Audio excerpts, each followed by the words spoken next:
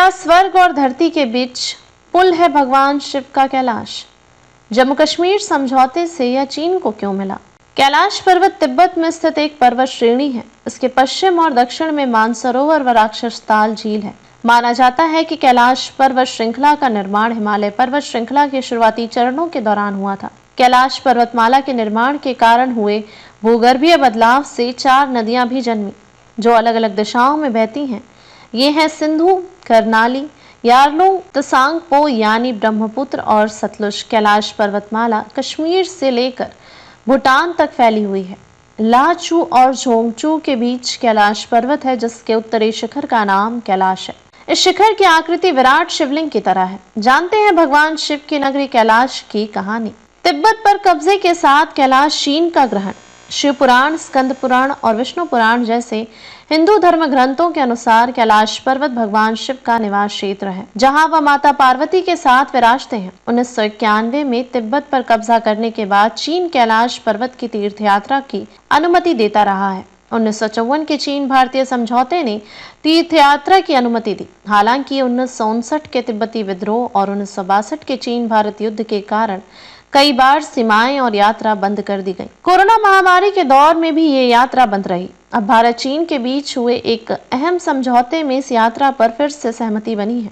जम्मू कश्मीर समझौते से यह इलाका चीन को मिला। पूर्व राजदूत पीस टोपदान ने अपने एक आर्टिकल में लिखा है कि कैलाश मानसरोवर और इसके आसपास का इलाका 1960 के दशक तक भारत के अधिकार क्षेत्र में आता था। लद्दाख के राजा त्वास्वांग नामग्याल का शासन क्षेत्र कैलाश मानसरोवर के मेंसर नाम की जगह तक था। ये पूरा इलाका भारत चीन से लेकर नेपाल की सीमा तक फैला था। 1911 और 1921 की जनगणना में कैलाश मानसरोवर वाले इलाके के मेंसर गांव में 44 घर होने की बात सरकारी रिकॉर्ड में है। 1958 के जम्मू कश्मीर समझौते के मुताबिक मेंसर चीन के कब्जे में चला गया। यह इलाका चीन कब्जे वाले लद्दाख तहसील के 110 गाँव में शामिल था। चीन ने पहली बार कैलाश मानसरोवर को अपने हिस्से में दिखाया। 1959 में पहली बार चीन ने अपने नक्शे में सिक्किम, भूटान से लगते कैलाश मानसरोवर के बड़े हिस्से को अपने अधिकार क्षेत्र में दिखाया था। तब तत्कालीन प्रधानमंत्री जवाहरलाल नेहरू ने संसद के बाहर और भीतर इसका जोरदार विरोध दर्ज कराया। पूर्व राजदूत स्टोपदान ने लिखा है कि नेहरू ने ये जमीन भले ही चीन को सौंपी ना हो, लेकिन वो इसे बचा नहीं पाए। क्या है कैलाश मानसरोवर तीर्थ? कितनी ऊंची है चोटी?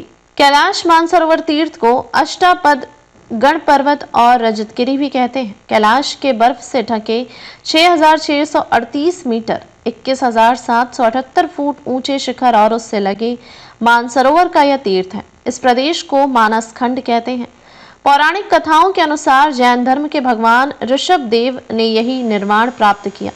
युधिष्ठिर के राजसूय यज्ञ में इस प्रदेश के राजा ने उत्तम घोड़े, सोना, रत्न और याक के पूंछ के बने काले और सफेद चामर भेंट किए थे। कहा जाता है कि इस पर्वत का निर्माण 30 मिलियन वर्ष पहले हुआ था। कैलाश मानसरोवर यात्रा एक पवित्र तीर्थ यात्रा है, जिसे मोक्ष का प्रवेश द्वार माना जाता है। मानसरोवर झील से निकलती है ब्रह्मपुत्र, सिंधु और सतलुज।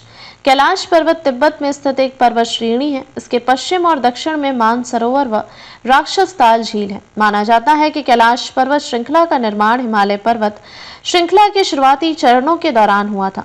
कैलाश पर्वतमाला के निर्माण के कारण हुए भूगर्भीय परिवर्तन से 4 नदियां भी जन्मी, जो अलग अलग दिशाओं में बहती हैं। ये हैं सिंधु, करनाली, यारलुंग, तसांगपो यानी ब्रह्मपुत्र और सतलुज। कैलाश पर्वतमाला कश्मीर से लेकर भूटान तक फैली हुई है।